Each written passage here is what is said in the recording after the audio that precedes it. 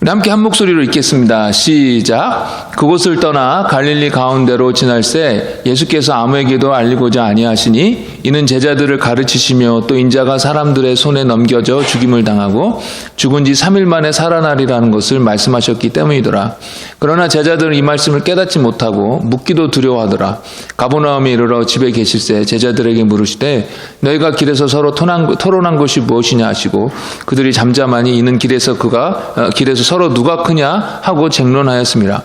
예수께서 앉으사 12제자를 불러서 이르시되 누구든지 첫째가 되고자 하면 뭇사람의 끝이 되며 뭇사람을 섬기는 자가 되어야 하리라 하시고 어린아이 하나를 데려다가 그들 가운데 세우시고 안으시며 제자들에게 이르시되 누구든지 내 이름으로 이런 어린아이 하나를 영접하면 곧 나를 영접하며 누구든지 나를 영접하면 나를 영접함이 아니요 나를 보내신 이를 영접함이니라. 아멘.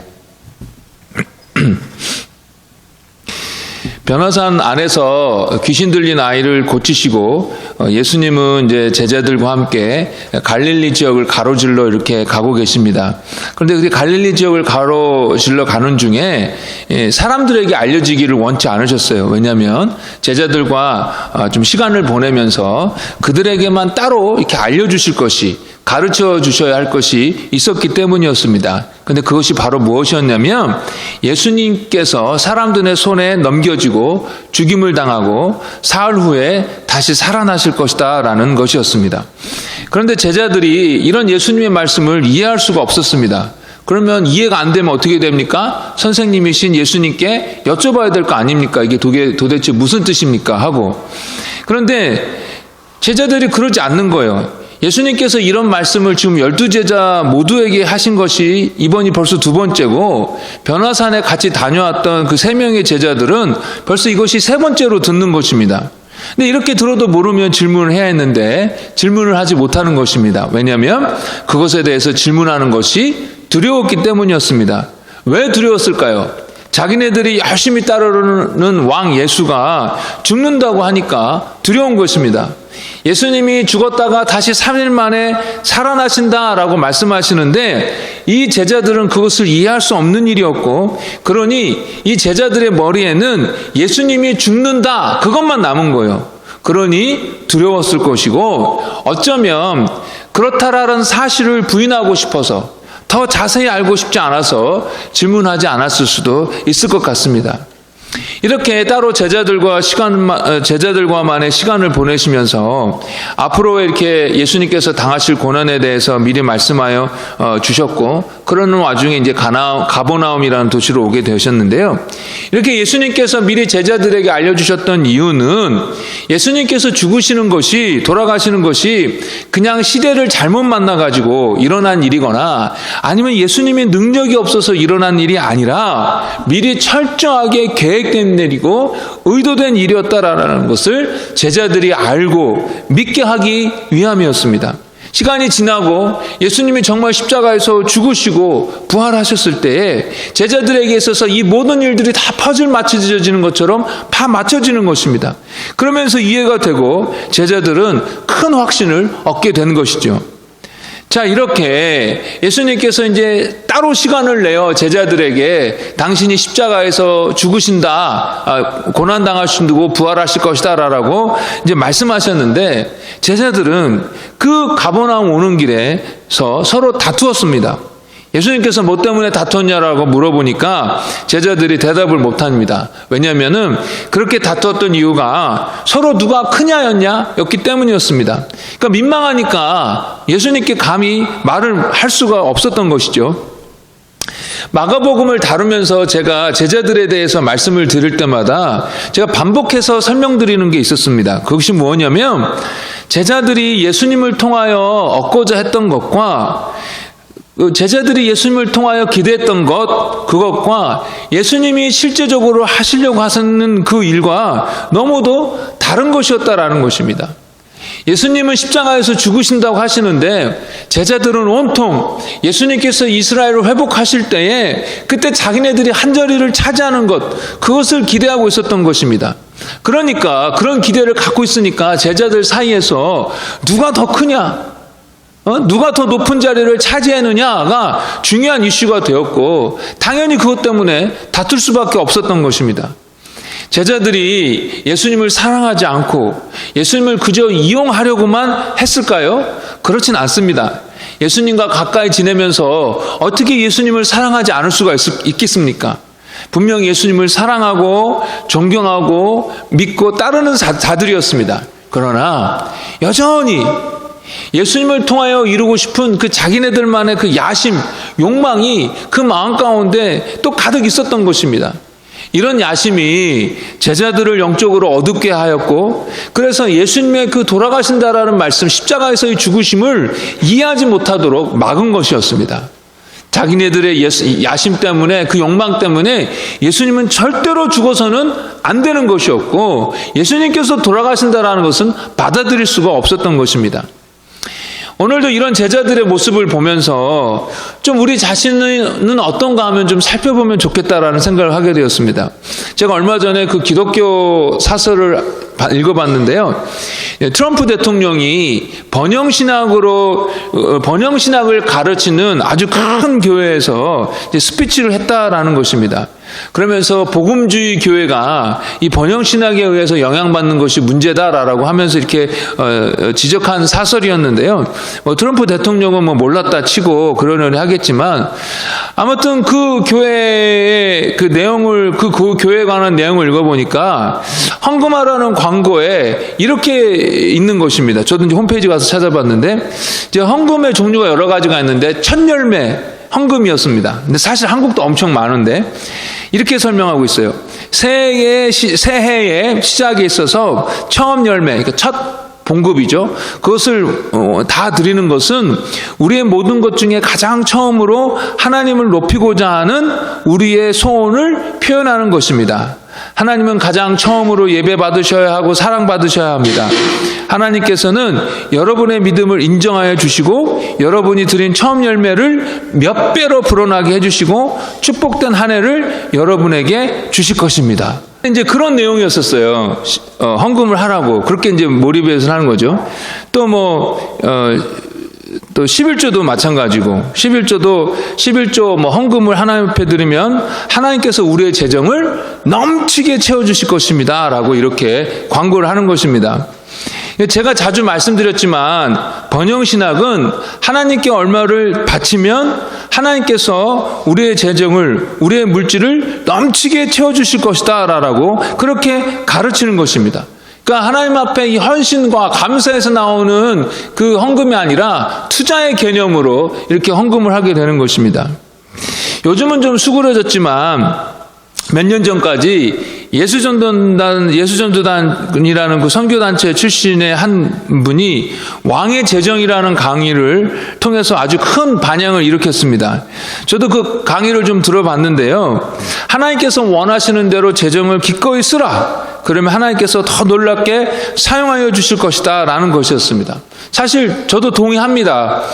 그런데 그 강의를 들으면서 어떤 마음이 생기냐면요. 하나님을 더 사랑하고 하나님 뜻에 더 순종하는 마음이 생기기보다는 이렇게 하면 결국 하나님으로부터 이런 물질적인 복을 받겠구나 하면서 결국 우리의 마음과 관심이 돈에, 물질에 이렇게 더 가게 되는 것입니다. 정말 신기하지 않습니까? 틀린 말은 아닌데, 맞는 말인데 우리의 마음이 하나님이 아니라 물질에 더 가고 하나님 때문에 흥분하게 되는 것이 아니라 더 큰 돈을 받을 수 있다는 것에 우리가 흥분이 되는 것입니다. 조금 전에 말씀드린 그 교회도 마찬가지입니다. 11조 저도 좋다고 여러분에게 믿음의 도전을 해보라고 말씀드리지 않았습니까? 하나님 앞에 드리기를 기뻐하라고 말씀드리지 않았습니까? 청지기로서 하나님께서 원하시는 대로 우리의 물질을 사용할 때에 하나님께서 더 큰 물질을 맡겨주실 수 있다라고 제가 말씀드렸습니다. 그러면 제가 여러분들에게 번영신학을 가르친 것입니까? 아닙니다. 그러면 제가 가르치는 것, 우리 교회와 그 교회가 뭐가 틀립니까? 주님과의 관계가 있느냐 없느냐가 틀린 것입니다. 어떤 남자가 여자를 참 사랑해요. 그래서 이런 선물도 사주고 저런 선물도 사주고 또 그 여자가 원하는 것이 있으면 기꺼이 다 원하는 대로 해줍니다. 때마침 남자가 돈이 엄청 많아요. 그래서 원하는 대로 다 해줍니다. 그런데 이 여자가 이 남자가 주는 선물, 재력에만 관심을 두고 있다면 이건 정말로 사랑하는 관계가 아닐 것입니다. 그러나 남자가 이것도 사주고 저것도 사주고 자기의 부탁을 들어주는 것을 통해서 이 남자가 정말 날 사랑하는구나, 나밖에 모르는구나 라고 느끼고 그 사랑에 감동되고 그래서 더 그 사람을 사랑하게 된다면 이것처럼 좋은 것이 어디 있겠으며 그게 참으로 사랑의 관계 아니겠습니까? 제가 말씀드린 이 전자의 관계가 바로 우상숭배입니다. 번영신학입니다. 그러나 후자의 관계는 하나님을 사랑하는 것입니다. 하나님의 사랑 가운데 누리는 관계입니다. 그래서 내가 하나님을 사랑하여 또한 청지기로서 나의 재물을 주 앞에 드렸을 때에 설령 나에게 물질적인 복이 안 와도 하나님께서 안 주셔도 상관이 없는 것입니다. 내가 생각한 만큼 부자가 되지 않고 넉넉해지지 않더라도 그래도 늘 나의 필요를 채워주시는 그 하나님께 감사하면서 지낼 수가 있는 것입니다. 저는 어렸을 때부터 11조 생활을 해왔습니다. 그리고 다른 헌금 생활도 해왔고요. 부족하지만 몇몇 그 아이들을 구제단체를 통해서 돕고 있습니다. 그렇다고 그렇게 열심히 제가 헌금을 이렇게 했는데 그렇다고 제가 우리 가정이 엄청난 갑부가 되었습니까? 그렇지 않습니다. 에이, 그러면 목사님 투자 실패네요. 이렇게 얘기합니까? 아닙니다. 저는 청지기이기 때문에 하나님의 것을 하나님의 방법대로 사용한 것 뿐입니다. 그리고 부자는 되지는 않았지만 하나님께서는 늘 저희 가정의 필요를 채워주셨어요. 어제 어떤 분을 제가 장례식에 가서 어떤 분을 만났는데 그분의 아들도 이제 교회 개척을 앞두고 있습니다. 근데 그러니까 그분이 자기 아들이 이제 개척을 하게 되니까 뭐 이런저런 걱정이 되는데 가장 큰 걱정이 이제 경제적인 걸 어떻게 해야 되느냐가 이제 걱정이 되는 거예요. 그러면서 목사님, 아니 개척하고 나서 어떻게 살아요? 어떻게 생활이 돼요라고 저에게 질문하시더라고요. 저도 처음 개척을 한다고 했을 때 많은 분들이 그런 걱정을 해주셨어요. 근데 제 간증을 하자면 제가 처음 개척을 하게 되면서 제가 하나님께 정말 지나가는 투로 이런 기도를 한번 드렸었어요. 사실 제가 하나님 앞에 그런 기도를 드렸지만 그렇다고 해서 그렇게 될 거라고 기대도 하지 않았어요. 그게 뭐냐면 하나님 저 개척하는데 하나님께서 우리의 필요를 채우심을 좀 보여주기 위해서 경험하기 위해서 우리 카드비 좀 갚아주세요라고 제가 그렇게 기도했었습니다. 오해하실까봐 그런데 제가 우리 가정이 막 사치해가지고 그렇게 카드빚이 많이 생긴 게 아니었어요. 생활하다 보니까 생긴 거였는데 그런데요 작년 10월쯤에 우리 가정이 크레딧 카드의 빚을 다 갚게 되었습니다. 물론 아내 그 론 받는 거 있지만 아무튼 이 크레딧 카드 빚을 다 갚게 되었어요. 아내도 저도 정말 어떻게 이런 일이 있을 수 있나 하면서 신기하고 감사했습니다. 그런데 그렇게 카드 빚을 갚게 되면서 제가 예전에 개척 초기에 그렇게 지나가던 투로 한번 하나님 앞에 기도한 것이 생각이 났어요. 하나님께서 정말 그 기도를 들으시고 채워주셨구나. 하나님을 사랑하며 그분께 헌신하는 마음으로 마땅히 드려야 할 것을 드릴 때에 하나님은 우리의 필요를 채워주십니다. 그러나 내가 하나님 앞에 얼마 드렸으니까 이제 10배, 100배, 1000배 갚아주신다라는 투자 개념으로의 그 헌금은 하나님께서 이렇게 기뻐하지 않으십니다. 우리의 초점이 하나님께로 있는 것이 아니라 그 하나님을 통해서 돈으로 가 있기 때문입니다. 그런데 혹시 우리의 믿음이, 우리의 신앙이 이런 모습을 갖고 있지는 않은지 모르겠습니다. 어떤 사람은 오늘 본문에 나온 제자들처럼 예수님을 따라다녔던 많은 사람들처럼 예수님을 통해서 한 자리 얻고자 성공하고자 예수님을 이용하는 사람들도 있습니다. 하나님 이야기하고 예수님 이야기하는데 결국은 자기의 입지를 강화하는데 그렇게 예수님의 이름을 신앙을 사용하는 것입니다. 우리는 하나님을 믿는다고 하면서 예수님을 쫓아 산다고 하면서 영 딴 것을 기대하고 바라보면서 사는데요. 이것이 참 교묘합니다. 맞는 것 같은데 아닌 것입니다. 예수님을 의지하고 따라가는 것 같은데 결국은 예수님이 아니라 동이요 명예요 성공인 것입니다. 여러분, 이런 일들이 번영신학을 가르치는 교회에서만 일어나겠습니까? 아닙니다. 아무리 말씀으로 건전하게 가르치는 교회가 있다 하더라도 그 안에서도 우리는 금방 하나님이 아니라 하나님으로부터 얻어지는 그런 다른 혜택에 더 집중하게 되는 것입니다. 그러니 우리가 우리 자신을 꼼꼼히 늘 살펴봐야 하는 것입니다. 두 번째로요, 오늘 말씀을 통해서 여러분들과 저에게 이렇게 주고 싶은 말씀은 이제 좀 더 성숙해져야 되겠다라는 것입니다. 예수님은 제자들은요, 예수님을 사랑하고 믿었지만 그럼에도 불구하고 자기 자신만의 그 야망으로 가득 차 있었습니다. 예수님의 제자가 한 두세 명만 됐더라라면 별로 경쟁할 필요가 없었겠죠. 뭐 좌의정, 우의정하고 뭐 영의정 해가지고 이렇게 3명 딱 두면 되겠는데, 12명이나 되니까 이 제자들끼리 서로 경쟁이 되는 것입니다. 제자들이 그 자리 한 자리 차지하는 것, 그것만 생각하고 있었던 거예요. 미성숙했던 것이지요. 그러면서 예수님의 마음, 그 예수님의 말씀에는 귀 기울이지 않았던 것입니다. 저희들도 저희들만의 이슈로, 저희들만의 아젠다로 너무 가득해가지고 예수님의 마음을 헤아리지 않는다라는 것입니다. 그저 내 자식, 내 가정, 아니면 드라마, 아니면 어떻게 재밌게 놀까, 이런 것으로만 가득 차 있지 주님의 마음이 어디에 있는지, 주님의 마음이 어떠한지 헤아리려고 하지 않는다라는 것입니다. 한국의 목사님들이 대신방 기간이라고 정해놓고 교회 이제 식구들 가정을 방문하면서 사정 얘기도 듣고 같이 예배 드리고 하는데요. 그 대신방 기간에 이렇게 일하고 그런 걸 대신방 기간이라고 하는데요. 이제 가게 되면은 성도님들이 한국 문화라 꼭 식사 대접을 하게 됩니다. 근데 목사님들이 무엇이 맛있다라는 얘기를 절대로 얘기하지 않는다고 합니다. 혹시 실수로 무엇을 좋아한다, 맛있다라고 얘기해버리면 가는 곳곳마다 그 음식이 나오기 때문에 계속 그것만 먹어야 된다라는 거예요.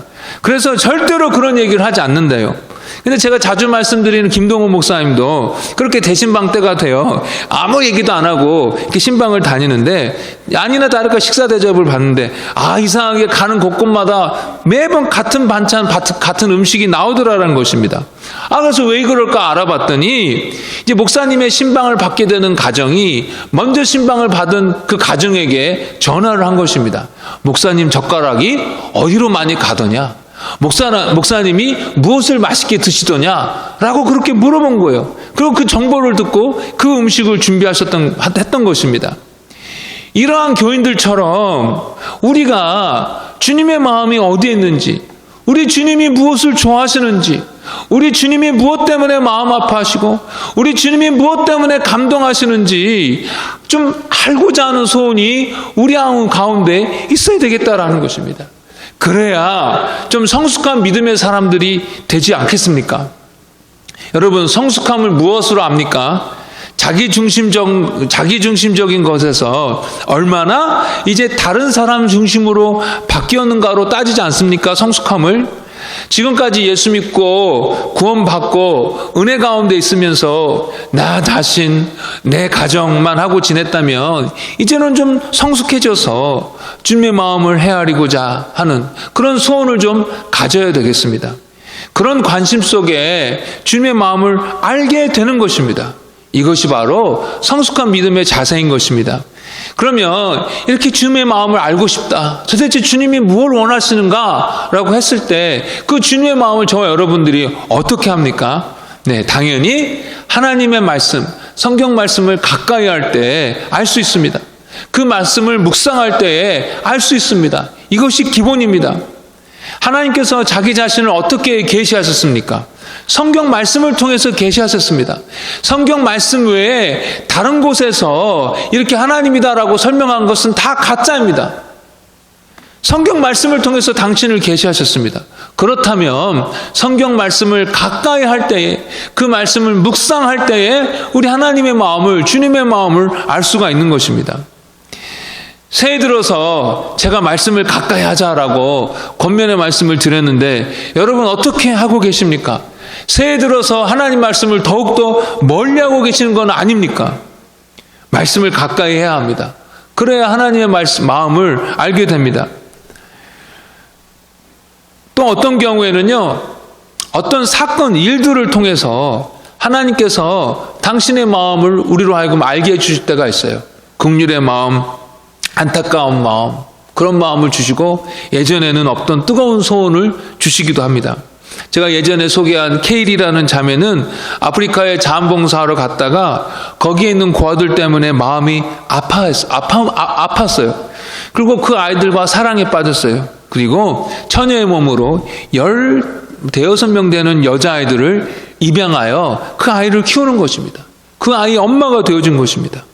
그 아이들 고아를 불쌍히 여겼던 하나님께서 이 케이리아에게 당신의 마음을 부어주는 것입니다. 너가 그 아이들의 엄마가 되어주지 않으련? 하고 말입니다. 월드비전의 창시자였던 밥 피어스 목사님도 한국 전쟁을 통해서 얼마나 많이 고아들이 생겨났습니까? 근데 그 고아된 아이들을 보고 너무 마음이 아픈 거예요. 그 아이들을 그냥 둘 수가 없어서 그 고아들을 돕기 시작한 것이 바로 월드비전의 시작이 되었던 것입니다. 이 고아들에 대한 하나님의 그 아픈 마음을 이 바피얼스 목사님이 알게 된 것입니다. 하나님께서 그 마음을 부어주신 것이죠. 그래서 바피얼스 목사님은요, 오히려 자기 식구는 좀 등한시했어요. 오히려 희생시키고 이 한국의 고아들을 그렇게 돌보았던 것입니다.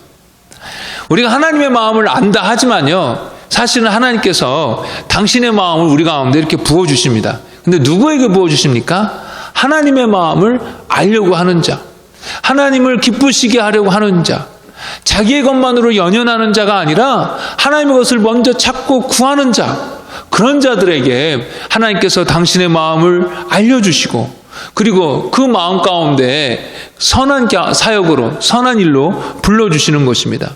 또 한 가지만 더 말씀드리자면, 기도할 때에 하나님의 마음을 알게 됩니다. 역시 마찬가지로 기도하면서 그냥 주여 내 뜻을 이루어 주옵소서라고 막 내가 원하는 것을 관철시키려고 막 열심히 기도하는 것이 아니라 주님의 뜻이 이루어지기를 기도할 때에 그때 하나님의 마음을 저희들이 알게 되는 것입니다. 이제 저희들이 성숙한 믿음의 사람이 되어서 하나님의 마음을 헤아리고 하나님의 것을 먼저 구하는 우리 모두가 되길 간절히 바랍니다. 아멘 하셔야죠. 네. 벌써 2020년 둘째 주일입니다. 여러분 체크 쓸 때 실수로 2019년이라고 쓰신 적은 없습니까? 2020년이라는 것이 생소한데 벌써 2주나 지나게 된 것입니다. 여러분들도 정말 실감나게 잘 알고 계시겠지만 2020년도 이제 아주 금방 쏜살같이 지나가게 될 것입니다. 그런데 그렇게 빠르게 지나가는 시간 속에서 그저 내 것만 찾는 어린아이와 같은 믿음으로만 머무는 것이 아니라 이제는 주님의 것을 먼저 찾는, 주님의 마음을 먼저 헤아리는 그런 성숙한 믿음으로 자라가는 2020년이 되시기를 주의 이름으로 축복합니다. 그런데 그냥 저절로 있으면 되는 것이 아닙니다. 의지적인 노력이 필요합니다. 아마 여러분들도 많이들 존경하고 하시고 계실 것이고 또 그분의 글을 많이 읽으면 그분의 글을 통해서 많이 은혜 받고 계실 텐데, 유기성 목사님이라고요. 그분은 늘 24시간 주님을 바라봅시다. 그러기 위해서 영성 일기를 꼭 쓰십시다라고 하시지 않습니까? 근데 그분도 그 전까지는 24시간 주님을 바라보면서 주님과 친밀하게 지내는 것을 그걸 경험하지 못하였다가 그 주님과의 그 친밀함을 정말로 발견하게 되면서 본인도 그리고 본인의 목회도 완전히 달라졌다고 하면서 그분은 매 글을 쓸 때마다 24시간 주님을 바라봐야 합니다. 영성일기를 써야 됩니다라고 강조하는 것입니다. 그런데 여러분, 매일 빠지지 않고 일기를 쓰는 것이 쉽습니까? 아닙니다. 어렵습니다. 늘 주님을 생각하려고 하는 것이 여러분 쉽습니까? 세상의 것만 생각하던 사람들이 그렇게 하려면 쉽지 않습니다. 그러니 서로 격려하면서 노력하자는 것 아니겠습니까? 여러분, 의지적인 노력이 필요합니다.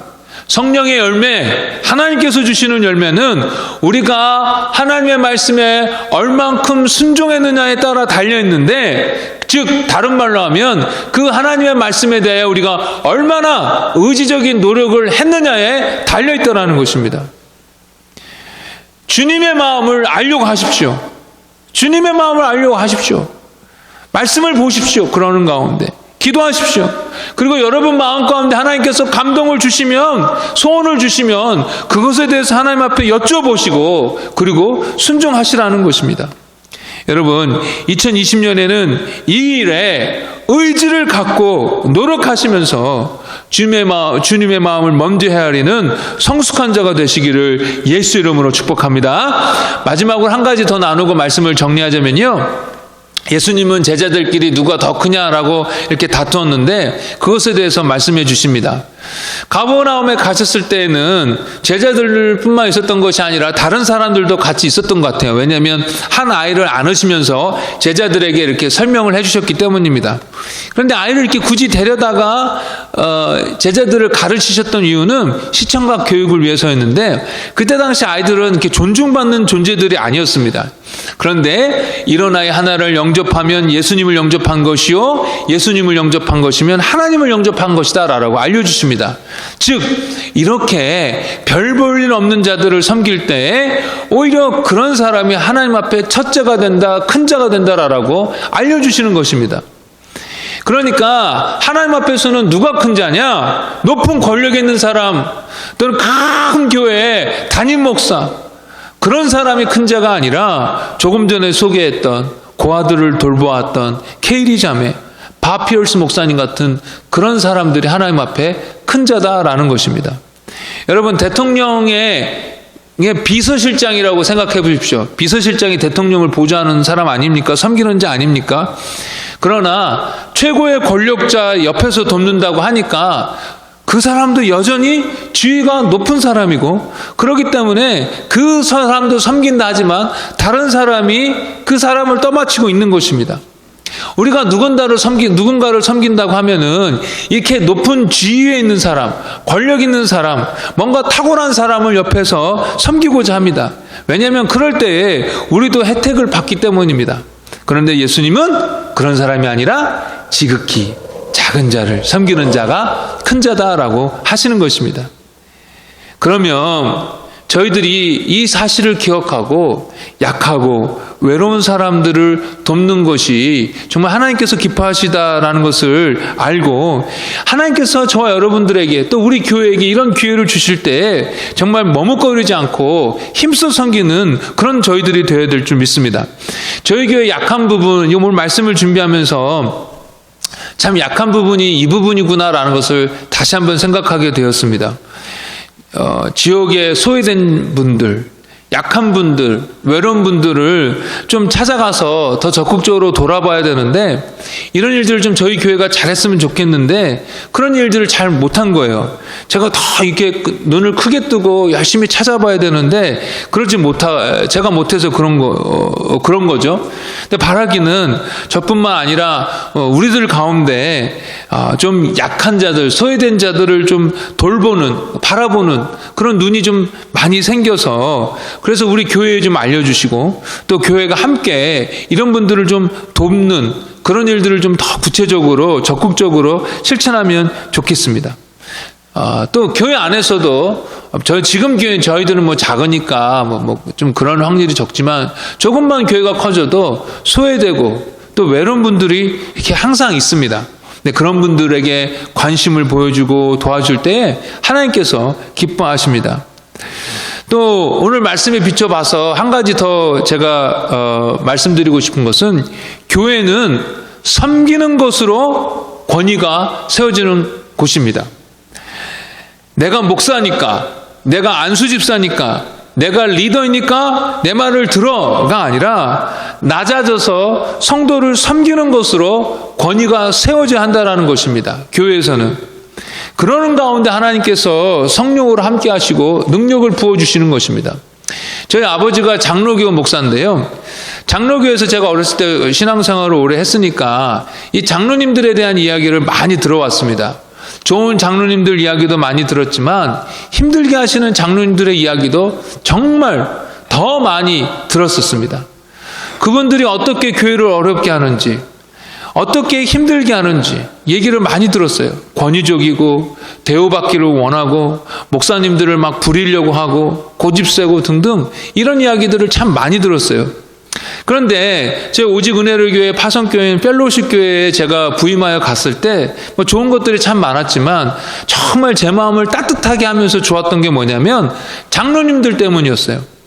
아니 장로님들이라고 한 분들이 제일 밑바닥에서 정말 처음에 그 뭐 자질구레한 일부터 그 모든 행사 끝날 때까지 맨 마지막까지 그 모든 일들을 다 책임지시면서 하면서 섬기시는 거예요. 근데 그 모습이 얼마나 감동이 되든지요. 그래서 그 교회에서는요, 장로가 되려면 무엇보다도 이 허드렛 일부터 해야 돼요. 이 잡일을 하여튼 잘해야, 그래야 그래도 기본적인 그런 장로의 조건이 되는 것입니다. 근데 그 모습이 참 보기 좋았어요. 섬기는 자가 교회의 리더가 되어야 됩니다. 섬기는 가운데 영적인 권위가 세워지는 것입니다. 한 가지만 더 혹시나 해서 말씀드리는데요. 이렇게 주님을 기쁘시게 해야지라는 마음으로 낮은 자리에서 다른 사람을 섬길 때에 그것을 귀하게 여기고 감사하게 여기는 성도들이 대부분이지만 그렇지 않고 당연하게 여기고 오히려 왜 이런 것은 안 해줘? 라고 더 요구하고 그렇게 해주지 않으면은 욕하는 사람들이 있습니다. 한마디로 황당한 사람들이 있죠. 교회 밖에서요? 아니요. 교회 안에서 그런 분들이 아주 가끔 있습니다. 근데 그런 분들을 경험하게 되면 진짜 보자 하니까 하면서 안에 들어오서 이런 마음이 생길 때가 있습니다. 그러나 다른 사람들이 어떻게 반응하든지 간에 섬기는 것이 우리 주님께서 원하시는 건 아닙니까? 그렇다면 다른 사람들이 좋게 반응하든 나쁘게 반응하든 그건 상관없이 우리는 주님의 말씀에 순종하여 계속해서 섬기는 일들을 해야 하는 것입니다. 그런 저와 여러분 되기를 간절히 바랍니다. 말씀을 정리하겠습니다.